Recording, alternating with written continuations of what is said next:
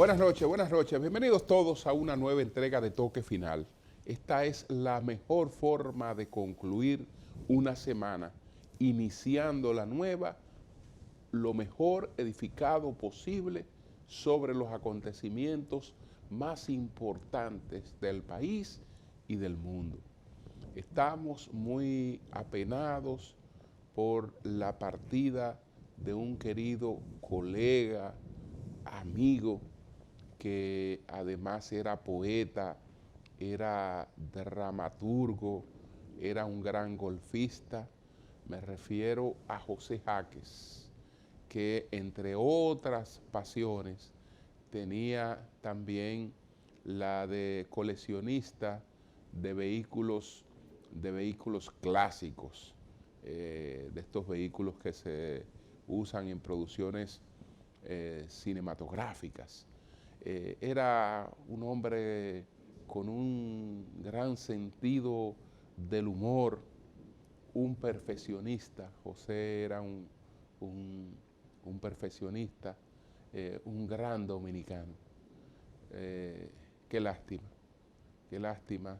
Queremos hacer llegar nuestras condolencias a todos sus familiares, a todos sus amigos, porque José tenía muchos amigos, muchos amigos. Hay mucha gente realmente triste con esta información tan lamentable de la partida de José Jáquez. Se dio a conocer por una columna que publicó desde hace muchos años, que la inició en el periódico El Nuevo Diario. Se titulaba Ajititi, una columna que incluso de la que el profesor Juan Bosch llegó a hacer muy buenos comentarios.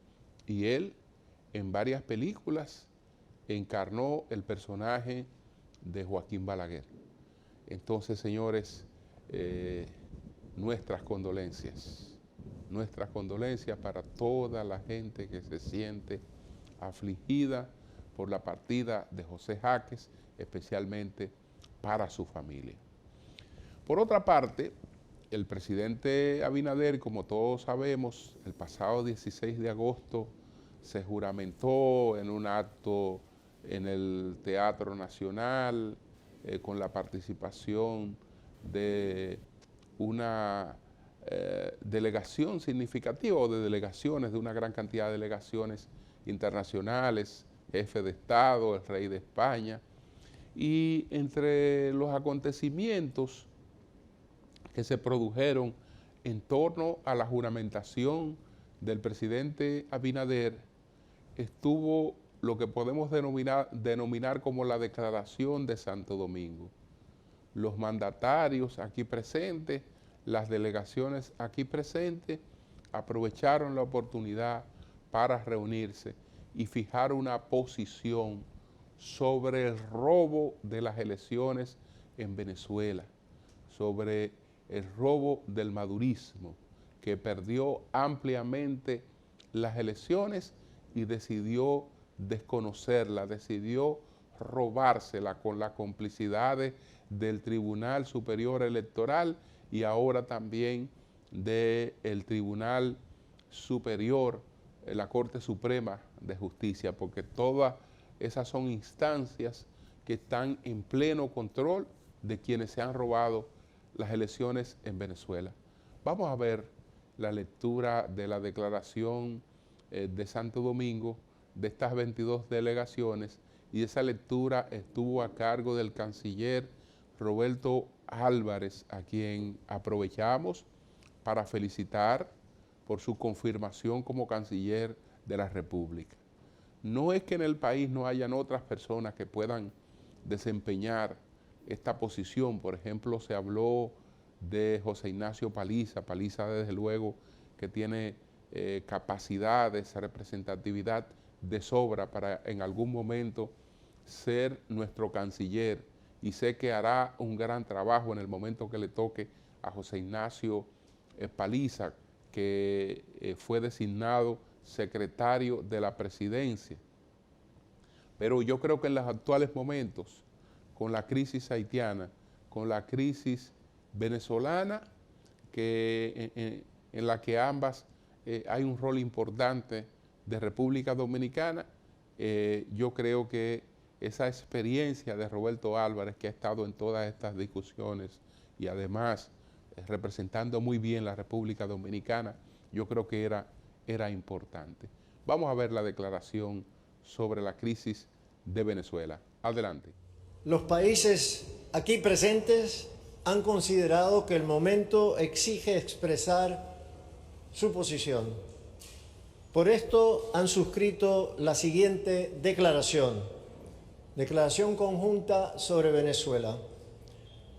Los países abajo firmantes, reunidos en Santo Domingo de Guzmán, hacemos un firme llamado a la sensatez y la cordura en Venezuela.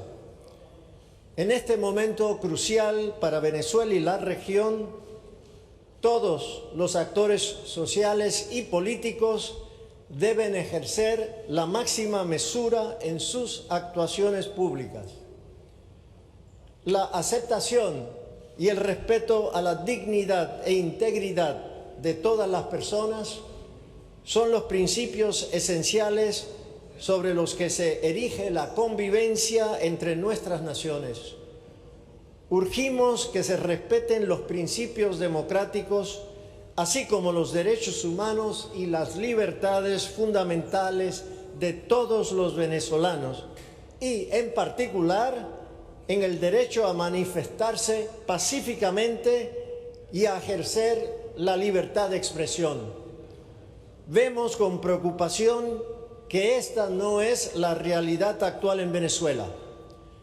Las denuncias de detenciones arbitrarias de venezolanos sin el debido proceso son alarmantes, por lo que requerimos su inmediata liberación.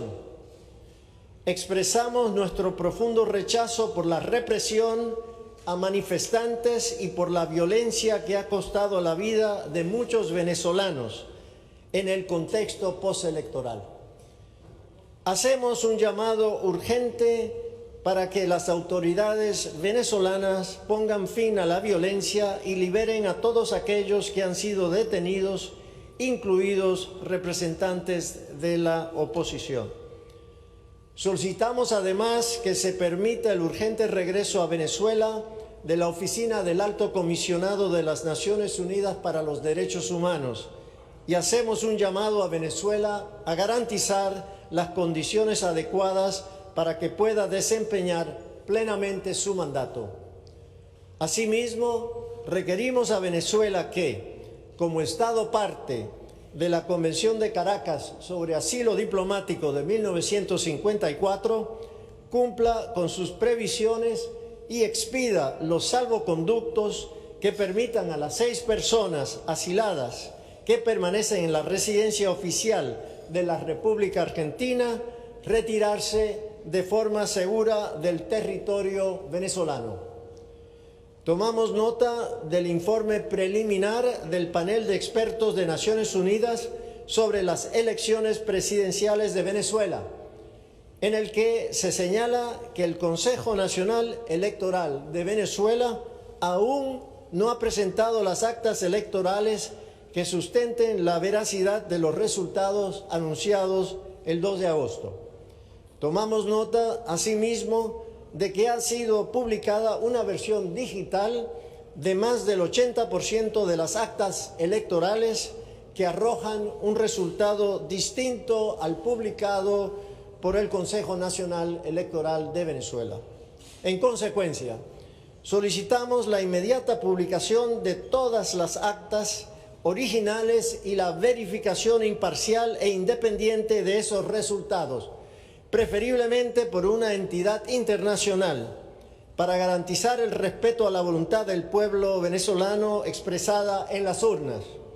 Toda demora en que esto suceda pone en cuestión los resultados publicados oficialmente el pasado 2 de agosto de 2024. Nuestras naciones han apelado al diálogo y al entendimiento para resolver graves conflictos en el pasado.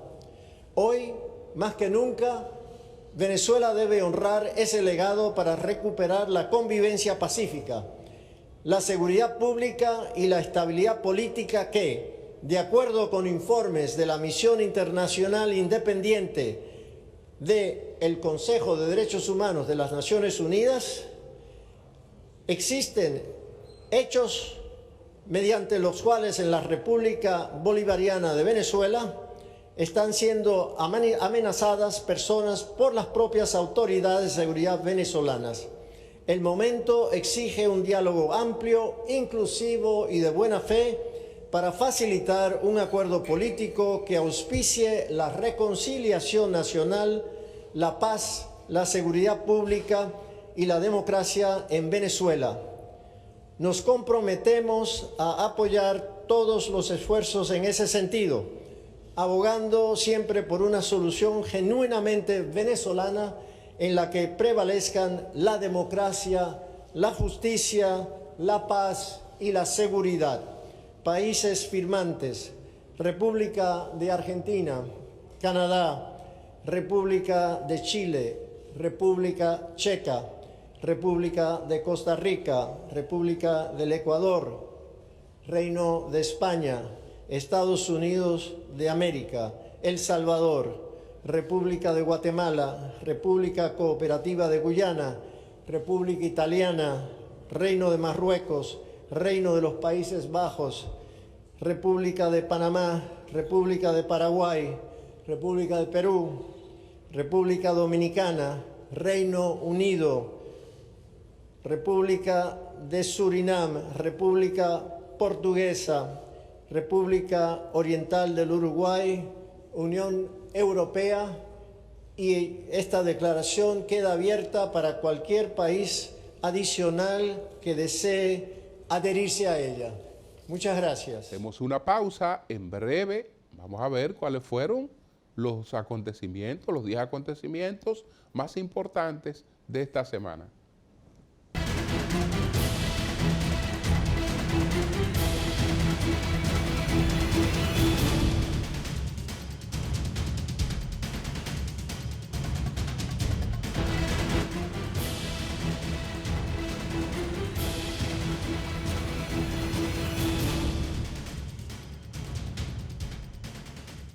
La vacancia en la alcaldía de La Vega ha sido uno de los acontecimientos que más comentarios ha producido después de la juramentación del presidente Abinader, cuando designa al alcalde de La Vega, Kelvin Cruz, como ministro de Deporte. Eso debió haber concluido con el hecho de que asumiera inmediatamente la alcaldía la vicealcaldesa, que para eso hay un vicealcalde o una vicealcaldesa. Pero la señora Amparo Custodio renunció también a la alcaldía y a la vicealcaldía. Después se supo que ella fue presionada a presentar esta renuncia porque ella es de un partido que se llama Frente Amplio, que dirige María Teresa Cabrera, un partido minoritario que apoyó al PRM. Pero el ganador ampliamente de esa plaza fue el PRM. Y el PRM pues no estaba en disposición de aceptar que una persona que no fuera de su partido dirigiera una alcaldía tan importante como la alcaldía de La Vega. Y entonces le plantearon que la vida de ella sería imposible en esa alcaldía, porque lo primero era que no iba a tener sala capitular. Y un alcalde sin sala capitular, pues lo que tiene es un estancamiento. Tiene todo cerrado. Y así por el estilo. Huelgas. El personal no le iba a respetar y no iba a aceptar ninguna medida. Y eso uno sabe que para los partidos es un asunto con lo que hay que tener cuidado, sobre todo tratándose de una mujer. Tratándose de una mujer. Entonces, evidentemente que ella vio que no podía con eso. Y se echó a un lado y ha renunciado. Le corresponde pues al presidente de la República hacer esas designaciones. Ojalá que estén a la altura de las expectativas que tiene La Vega, porque hay quienes alegan que de lo que se ha tratado es de un fraude, porque se le dijo a La Vega, mira, reelige a estas personas que van a ser tus alcaldes. Y La Vega votó por esas personas. Yo no creo que haya existido un fraude, porque esas personas no fueron electas en otros municipios y en la mayoría de los municipios ganó el PRM. Tal vez no con el margen y la holgura con la que ganó Kelvin Cruz, pero como quiera, estas elecciones municipales favorecieron ampliamente al PRM. De modo que no hay duda de que el PRM ganaba esas elecciones en La Vega. Por lo tanto, no puede hablarse de que si no hubiese sido Kelvin, tal vez otro candidato de otro partido habría ganado. No había posibilidad de eso.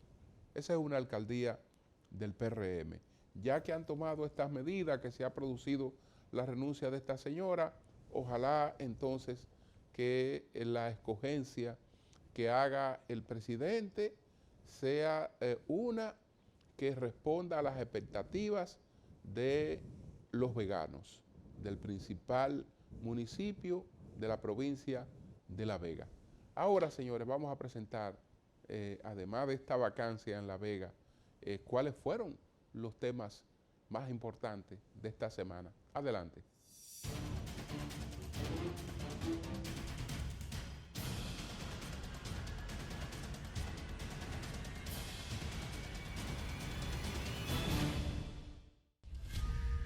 El pasado 16 de agosto, fecha de la conmemoración del 161 aniversario de la restauración de la República Dominicana, Luis Abinader se juramentó para una segunda gestión presidencial que se extenderá por el próximo cuatrenio hasta el 2028. Ante la presencia de jefes de Estado y de Gobierno, incluyendo al rey de España, Felipe VI, y personalidades nacionales e internacionales, el presidente estableció en su discurso la ruta que seguirá su gobierno en materia económica, laboral, fiscal, educativa, agropecuaria, de seguridad nacional y social. El mandatario prometió lograr finalmente reformas y cambios que no fueron posibles en su primer gobierno. Tras ser juramentado en la Asamblea Nacional migrada al Teatro Nacional, Abinader aseguró que la reforma fiscal fomentará la creación de empleos y el crecimiento económico, proyectado en 5.4% para el 2024 gracias a la inversión extranjera directa. Esta cerró el 2023 con $4.390 millones. Durante 49 minutos, Abinader expuso como logros de su gestión pasada que la pobreza monetaria bajó de 25.8% en 2019 al 23% en 2023, pese a las adversidades de la pandemia por COVID y la crisis internacional. Y citando datos de la Organización de las Naciones Unidas para la Alimentación y la Agricultura, FAO, precisó que la subalimentación bajó un 45% al pasar de 8.3% entre 2018 y 2020 a 4.6% entre 2021 y 2023. En materia de turismo, el jefe de Estado alardeó de los 10 millones de visitantes en 2023 y proyectó 11 millones y medio para el 2024, llevando a que República Dominicana sea el segundo país más visitado de la región y que la economía sea la séptima mejor de América Latina. Abinader, cuya gestión pasada fue caracterizada por las alianzas público-privadas, mostró avances en otros sectores, como las zonas francas, que aportan 200.000 empleos y generaron $8.000 millones en exportaciones en el año 2023. En los próximos 4 años, el gobierno se fijó completar las grandes obras viales, el tranvía de Santo Domingo, el monorriel de Santiago o el tren metropolitano, que conectará el centro de la capital con el Aeropuerto Internacional de las Américas y 30 áreas urbanas más, nuevos acueductos y sistemas de drenaje para el Gran Santo Domingo. También se avanza en el muelle multimodal en Manzanillo, Montecristi. Todas las medidas estarán integradas en Meta RD 2036, la iniciativa enfocada en el empuje de todos los sectores productivos de la nación. En tanto, en materia de salud, el presidente anunció la entrega para el 2025 de 3 hospitales traumatológicos de tercer nivel en Asua, Sosúa, Puerto Plata e Higüey, La Altagracia. También una unidad de trauma con más de 60 camas en el Hospital San Vicente de Paúl en San Francisco de Macorís, provincia de Duarte. En el sector eléctrico, el mandatario citó los avances con la construcción de 2.000 megavatios de generación térmica, de los que ya hay 378 en producción.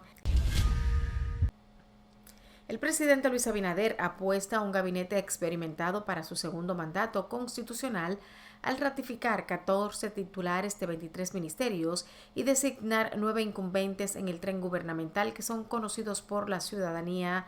El nuevo gabinete fue juramentado el pasado viernes por el presidente durante un acto celebrado en el Salón de Embajadores del Palacio Nacional. Los 14 ministros que continúan en sus cargos son Delignia Ascensión en Obras Públicas, Ángel Hernández en Educación, Víctor Atala en Salud, Luis Miguel de Camps en Trabajo, Limber Cruz en Agricultura, Roberto Álvarez como ministro de Relaciones Exteriores y Turismo, David Collado, también Víctor Ito Bisonó en Industria y Comercio, Mayra Jiménez en el Ministerio de la Mujer, en Cultura Milagros Germán, Economía Pavel Isa Contreras, en Educación Superior Franklin García Fermín, en Vivienda Carlos Bonilla y Hacienda José Jochi Vicente.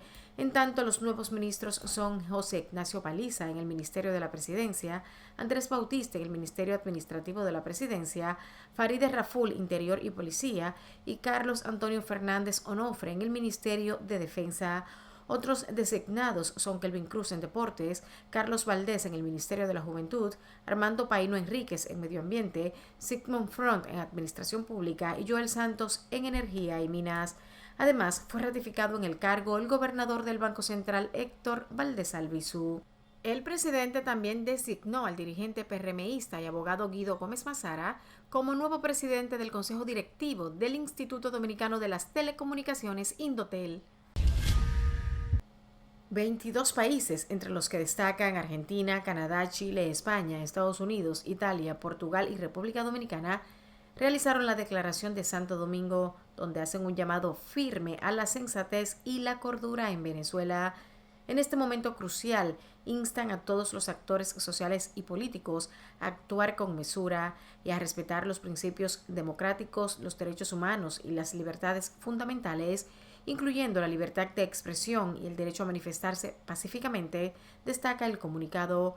Los firmantes solicitaron la inmediata publicación de todas las actas originales de las elecciones del pasado 28 de julio en Venezuela y la verificación imparcial e independiente de los resultados de esos comicios en los que el Consejo Nacional Electoral dio como ganador a Nicolás Maduro, de acuerdo con una declaración suscrita en Santo Domingo. Toda demora en esa verificación, preferiblemente por una entidad internacional, para garantizar el respeto a la voluntad del pueblo venezolano expresada en las urnas, pone en cuestión los resultados publicados oficialmente el 2 de agosto, indica el texto, leído por el ministro dominicano de Exteriores Roberto Álvarez en el Palacio Presidencial junto a los firmantes de la declaración. En el documento se urge al respeto de los principios democráticos, así como los derechos humanos y las libertades fundamentales de todos los venezolanos y, en particular, el derecho a manifestarse pacíficamente y a ejercer la libertad de expresión, lo que no es la realidad actual en Venezuela. Las denuncias de detenciones arbitrarias de venezolanos sin el debido proceso son alarmantes, por lo que requieren su inmediata liberación. El Poder Ejecutivo depositó en el Senado el anunciado proyecto de reforma a la Constitución de la República, consignando la modificación de 10 artículos para impedir futuras modificaciones constitucionales que den paso a la repostulación presidencial, elegir al Procurador General de la República por 2 años, con carácter de inamovilidad, unificar las elecciones presidenciales y congresuales con las municipales y reducir a 137 los 190 diputados. El proyecto de ley que declara la necesidad de la reforma constitucional y que ordena la reunión de la Asamblea Nacional Revisora fue depositado por el consultor jurídico del gobierno Antoliano Peralta, proponiendo una nueva disposición general y 7 disposiciones transitorias, las que implican que el Procurador General sea electo por el Consejo Nacional de la Magistratura, órgano del que fue excluido pertenecer. El procurador podría ser reelecto en la función. De acuerdo a la comunicación que envió el presidente de la República al presidente del Senado, quedarán excluidas del proceso de reforma constitucional las reglas de elección presidencial establecidas en el artículo 124 de la Constitución al modificarse el artículo 268 de la Constitución. Además, el artículo 268 establece que ninguna modificación constitucional podrá versar sobre la forma de gobierno establecida en el artículo 4 de esa Constitución y agregará una disposición general en el artículo 278 para establecer que ningún funcionario de elección popular pueda beneficiarse de una reforma constitucional realizada durante su mandato cuando ésta verse sobre la postulación, elección y permanencia del cargo que ocupa.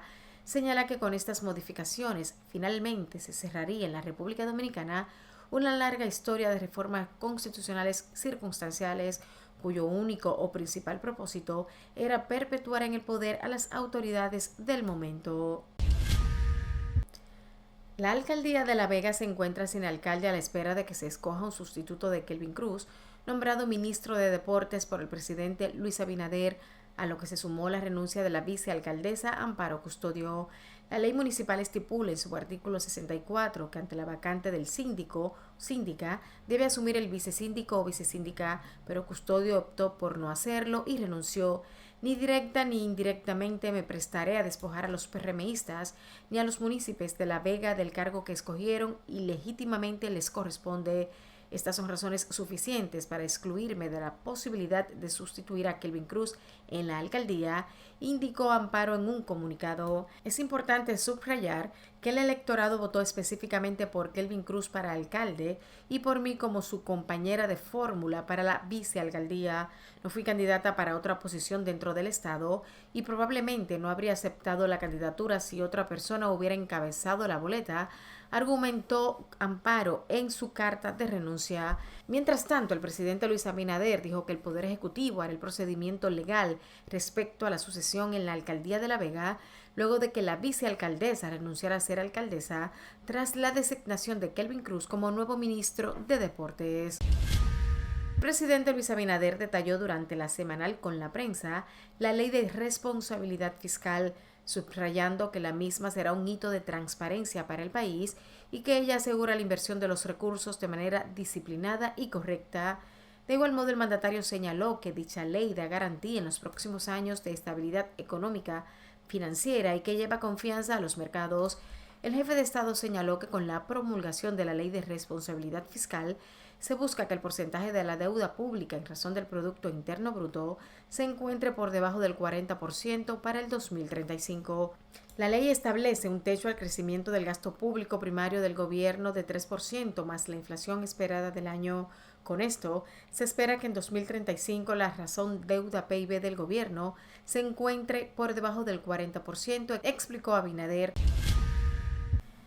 El juez Leomar Cruz Quesada de la Oficina Judicial de Servicios de Atención Permanente de Santo Domingo Este dictó 1 año de prisión preventiva como medida de coerción a la médico del Ejército Ana Josefa García Cuello, acusada de decapitar a su hija de 6 años en el sector de Jainamosa en este municipio. La prisión preventiva será cumplida en el Centro de Corrección y Rehabilitación Najayo Mujeres y también fue enviada al Instituto Nacional de Ciencias Forenses INACIF para una evaluación médica.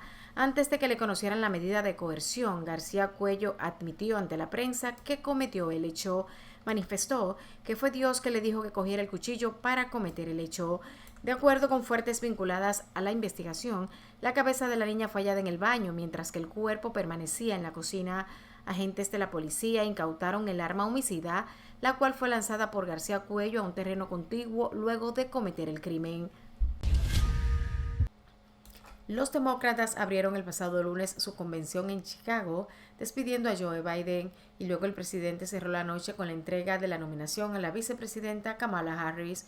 Biden dijo que elegir a Harris como su compañera de fórmula en 2020 fue la mejor decisión que tomó en toda su carrera. El presidente estadounidense recibió una abrumadora ovación de casi 5 minutos en la Convención Nacional Demócrata antes de pronunciar un discurso en el que advirtió sobre la amenaza que supone el candidato republicano Donald Trump. «Amo mi trabajo, pero amo más a mi país», exclamó Biden durante un discurso que ponía el broche de oro a una carrera política de medio siglo con una última etapa marcada por peticiones dentro de su propio partido para que pusiera fin a su campaña de reelección tras surgir dudas sobre su capacidad para vencer a Trump en noviembre. Será una presidenta a la que nuestros hijos puedan admirar, será respetada por los líderes mundiales porque ya lo es, será una presidenta de la que todos podamos sentirnos orgullosos y será una presidenta histórica que pondrá su sello en el futuro de Estados Unidos, dijo Biden. Su paso de la antorcha demostró el cambio de los demócratas, el partido que estaba profundamente fracturado el mes pasado, cuando aumentaron las presiones para que Biden abandonara la carrera presidencial, se unió en torno a Harris y en contra de su oponente republicano, el expresidente Donald Trump. En tanto, 8 años después de que Hillary Clinton hiciera historia como la primera mujer en ser candidata presidencial de un partido importante, estaba de vuelta en la Convención Nacional Demócrata, instando a los estadounidenses a romper finalmente el techo de cristal. El expresidente de Estados Unidos, Barack Obama, dibujó una posible victoria de la candidata demócrata Kamala Harris en los comicios de noviembre. Durante su intervención en el segundo día de la Convención Nacional Demócrata en Chicago, y aseguró que el país está listo para un nuevo capítulo. No necesitamos 4 años más de fanfarronería y caos. Hemos visto ya esa película y sabemos que las secuelas son normalmente peores. Estados Unidos está listo para un nuevo capítulo. Estados Unidos está listo para una historia mejor. El expresidente fue el orador estelar de la segunda jornada de la Convención Demócrata e intervino después de su esposa Michelle Obama, cuyas palabras fueron también recibidas con los vítores y la emoción del público, un discurso donde lanzó duras críticas contra Trump y animó a sus bases a hacer todo lo necesario para elegir a Harris el próximo mes de noviembre. La Convención Demócrata representa el cierre de filas del partido en torno a la candidatura de la vicepresidenta tras la polémica retirada del presidente Biden hace tan solo un mes. El magnate tecnológico británico Mikey Lynch, su abogado y otras 4 personas se encuentran entre los desaparecidos después de que el superyate de lujo en el que viajaban se hundiera durante una poderosa y repentina tormenta frente a Sicilia a primeras horas del pasado lunes, según informaron la Protección Civil y las autoridades italianas. Lynch, de 59 años, estudió física, matemáticas y bioquímica en la Universidad de Cambridge, lanzó varias empresas de software de reconocimiento y fundó la compañía Tecnología Autonomy en 1996, por lo que es frecuentemente apodado como el Bill Gates británico. Es considerado uno de los emprendedores tech más influyentes del Reino Unido.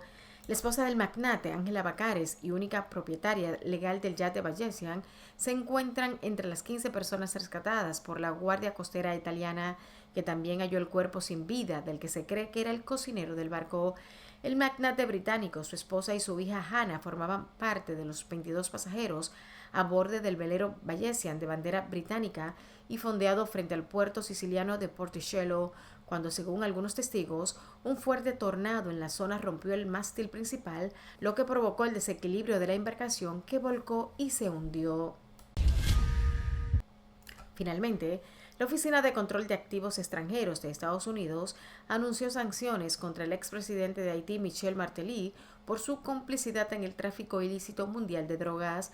A través de un comunicado, el organismo perteneciente al Departamento del Tesoro acusó a Martelly de abusar de su influencia para facilitar el narcotráfico con el paso de cocaína hacia Estados Unidos, de participar en el lavado de dinero proveniente de ese negocio ilícito y de apoyar a varias pandillas. La existencia de una actividad generalizada de pandillas y de abusos de los derechos humanos en Haití crea un entorno permisivo para las actividades de tráfico de drogas y el país es un punto de tránsito para las drogas ilícitas que ingresan a Estados Unidos, apunta la nota.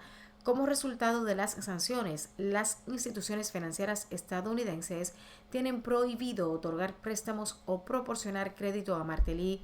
Además, se prohíben todas las transacciones en divisas que estén sujetas a la jurisdicción de Estados Unidos y en las que Martelly tenga algún interés, y se prohíbe a los ciudadanos estadounidenses invertir en acciones o instrumentos de deuda del expresidente haitiano.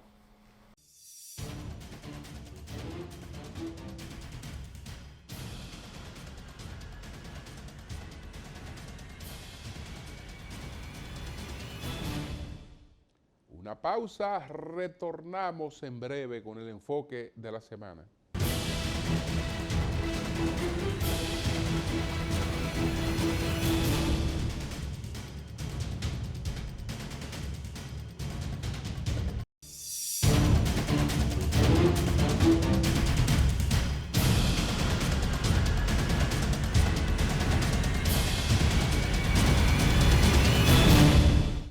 Responsabilidad fiscal. De eso se ha estado hablando porque en la semanal del pasado lunes, ese fue el tema que priorizó el presidente Abinader.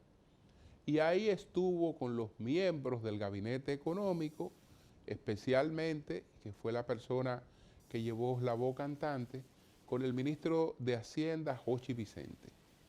Entonces ahí,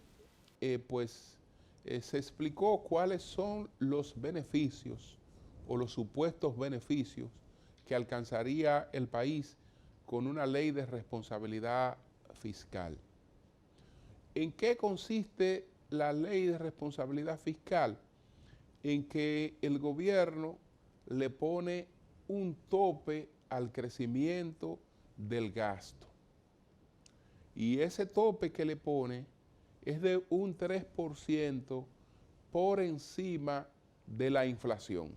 Es decir, si comprar esta copa se resolvía con 300 pesos, 400 pesos, no sé, entonces la compró este año por 300 pesos y hubo un crecimiento de la inflación el año que viene, mi gasto será lo que haya crecido la inflación más un 3%. Es decir, que no podré comprar 2 copas, ni siquiera copa y media. Ni siquiera copa y media. Bueno, eso usted puede decir, eso está muy bien. Eso es responsabilidad. ¿Por qué? Porque la gente tiene que adaptar sus gastos a sus ingresos y que nadie debe gastar más de lo que ingresa. Bueno, eso es para las personas. Los países tienen una deuda social acumulada y deben superar esa deuda social. Un país que quiere encaminarse hacia convertirse en un país desarrollado necesita también una inversión importante en infraestructura.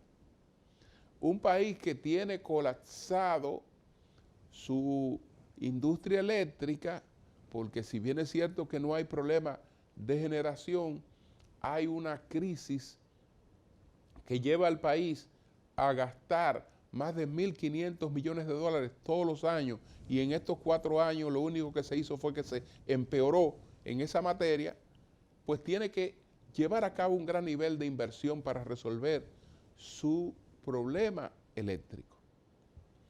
Entonces, bueno, vamos a hacer una reforma fiscal. En esa reforma fiscal se supone que el gobierno va a incrementar sus ingresos. Pero con la ley de responsabilidad fiscal, lo que nos está diciendo es que esos ingresos lo va a incrementar para cumplir con los compromisos de la deuda, no para poder tener un mayor nivel de inversión, porque su nivel de inversión estará frenado. Entonces, este es un gobierno que se ha propuesto la duplicación del Producto Interno Bruto. ¿Cómo se duplica el Producto Interno Bruto de un país si el nivel de inversión en ese país no crece? Yo creo que nos estamos colocando un traje que corresponde a países que tienen sus problemas fundamentales resueltos. Si yo gano menos que lo que necesito para satisfacer mis necesidades, desde luego que tengo que enliarme siempre para satisfacer mínimamente esas necesidades, porque es una cuestión de subsistir. Tengo que comer, tengo que ponerme ropa, tengo que vestir a mis hijos, tengo que hacer una serie de cosas que si los ingresos no me alcanzan, yo tengo que enliarme o tengo que buscar nuevos ingresos para poderme sustentar. De ahí a teniendo necesidades, ponerme entonces una retención, imponerme una retención en el gasto, porque otros países la tienen, etcétera. Yo creo que eso se ha colocado, pero será de difícil cumplimiento. Porque si se hace una reforma fiscal, la única manera que pudiera tener éxito el cumplimiento de esta ley de responsabilidad fiscal es si hay un incremento abrupto de los ingresos. Y un incremento abrupto de los ingresos en una reforma fiscal no se consiguen sin graves problemas sociales, sin una cierta descomposición del país. Entonces, todo eso hay que verlo con cierta prudencia, porque el país que queremos es el que siga manteniendo la estabilidad macroeconómica, es el que siga manteniendo su estabilidad política, es el que siga progresando, incorporando cada vez más a los que se quedan atrás. Eso esperamos. Ya veremos cómo salimos de estos compromisos que difícilmente realmente puedan cumplirse. Lo que se ha dicho, que queremos llevar el país a la elevación, que sea un país que quede en grado de inversión en las calificadoras, es decir, A o AA o AAA, que es el grado de inversión, que eso abarataría la deuda dominicana. Cuidado si para conseguir eso, entonces descomponemos otra cosa y resulta que no conseguiremos lo que estamos diciendo. Una pausa, retornamos en breve.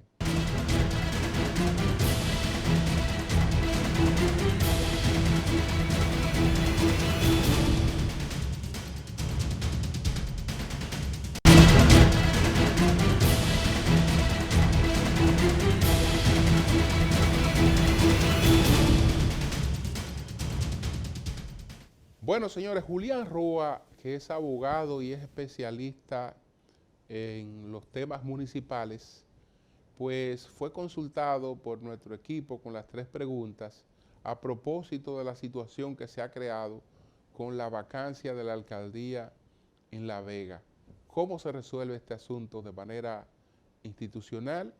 ¿Qué piensa de lo que ha ocurrido en La Vega? Lo veremos a continuación. Adelante.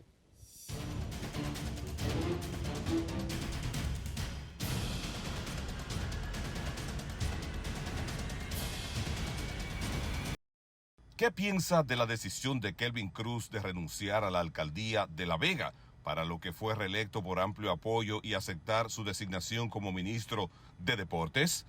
¿Puede hablarse de traición o engaño a los electores, que tendrán que aceptar una sustitución por la que no han votado? Mire, en el ámbito político, cuando un municipio vota por su alcalde y su vicealcalde y sus regidores, lo correcto debe ser que ese alcalde, ese regidor, ese funcionario electo agote su tiempo para el cual fue electo. Aunque se ha dado el caso, usted lo tiene en el caso del Congreso Nacional, donde es electo un senador, en el caso de Amable Aristi Castro, y él, siendo electo senador, pasaba a la Liga Municipal Dominicana. O el caso de varios diputados que tan pronto llega a su gobierno, entonces pasan a formar parte del tren gubernamental y hay una sustitución en ese caso. De manera personal, yo entiendo que ningún funcionario electo, no importa si es regidor, alcalde, senador o diputado, debería abandonar su función. Ahora, cada partido sabe la mecánica y sobre todo en este caso el presidente de la República sabe el interés que puede tener o la responsabilidad que puede asumir, en este caso, el exalcalde Kelvin Cruz. Eso tiene que ver mucho con lo institucional, pero también tiene que ver mucho con lo político. Que los partidos generalmente utilizan sus mejores hombres, lo que entienden que son su mejor desempeño. De manera personal y como municipalista en el cual trabajo, me parece que debe quedarse en su posición hasta tanto concluya para el cual él fue electo. ¿Cómo juzga que la vicealcaldesa también optara por renunciar, huyendo de las responsabilidades que asumió al aceptar la postulación? ¿Se toma una decisión de esa naturaleza por presiones o miedo a las responsabilidades que implican? Vuelvo y le insisto, el tema político es un tema que gravita en todas estas decisiones. La vicealcaldesa ha sido alcaldesa del alcalde Kelvin Cruz, me parece que en 2 ocasiones. Yo siendo de opinión de que si fue electa por 4 años, debió quedarse los 4 años. Ahora, y me pongo en el papel de ella entiende que el partido que ganó el municipio de La Vega fue el PRM. Quizá lo hace como una manera de manejar la gobernabilidad. No necesariamente los regidores y los funcionarios de un partido, cuando hay una sustitución, en este caso de la vicealcalde, que es de otro partido, aunque haya sido aliado del alcalde, ella entiende que eso le iba a generar un sinnúmero de problemas.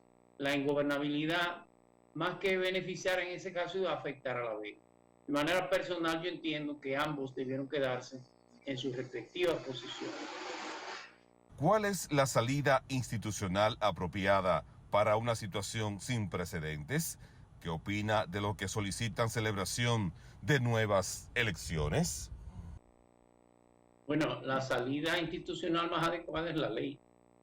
Si no existiera mecanismo legal de cómo resolver el problema, pudiéramos entonces interpretar o especular sobre qué debe de hacerse.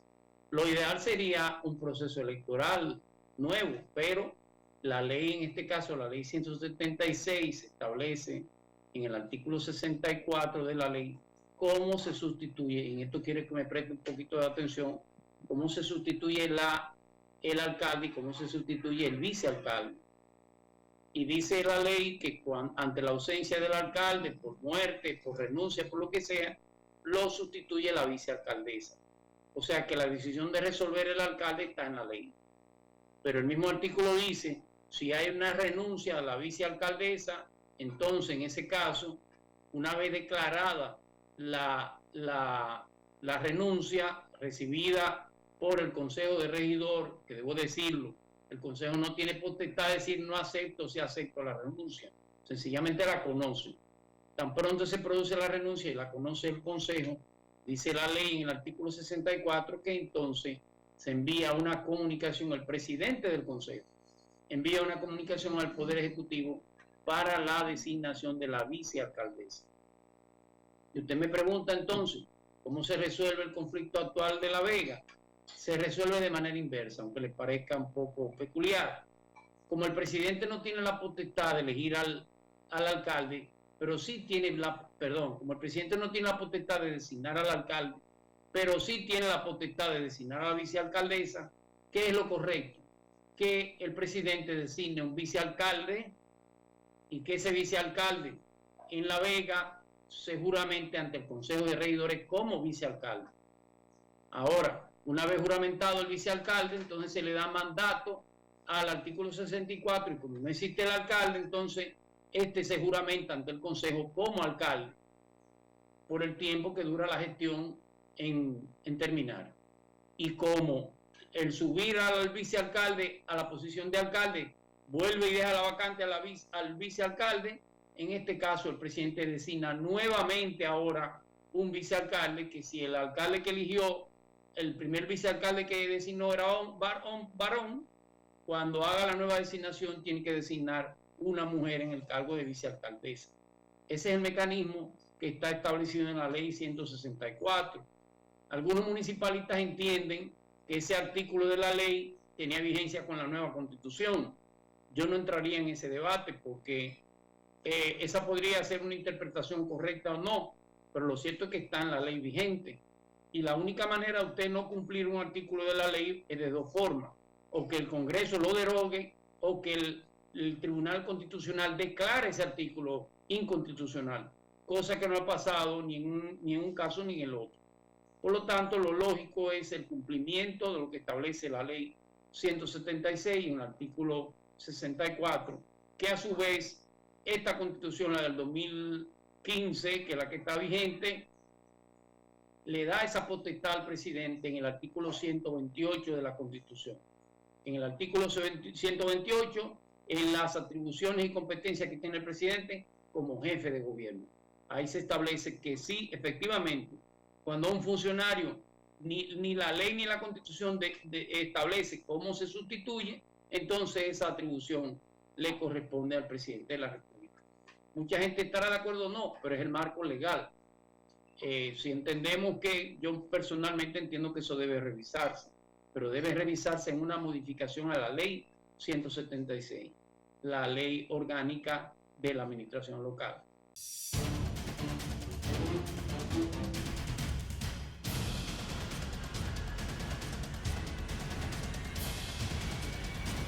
Una pausa, retornamos en breve.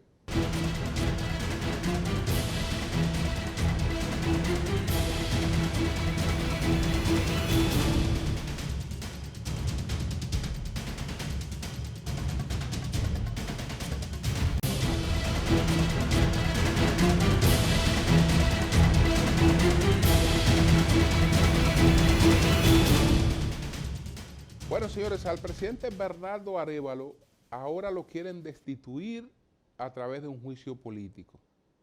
Recordemos que el ascenso al poder de Bernardo Arévalo ha querido ser boicoteado, impedido de cualquier forma.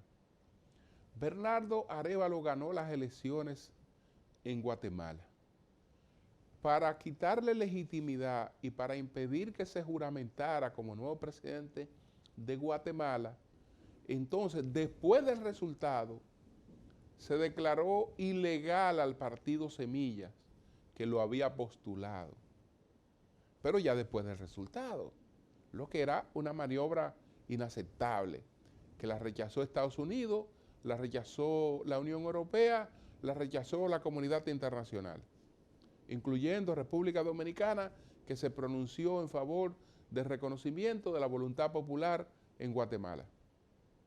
Bueno, Arévalo, bajo muchísimas dificultades, porque se creía que lo iban a impedir de juramentarse, que incluso estaba amenazado que la fiscalía lo iba a meter preso antes de juramentarse, se juramentó. Y ya lleva un tiempo como presidente de Guatemala en una situación difícil. Bueno, ahora la fiscalía está emplazando al retiro de su inmunidad para que él pueda ser objeto de un juicio político y destituirlo mediante un juicio político.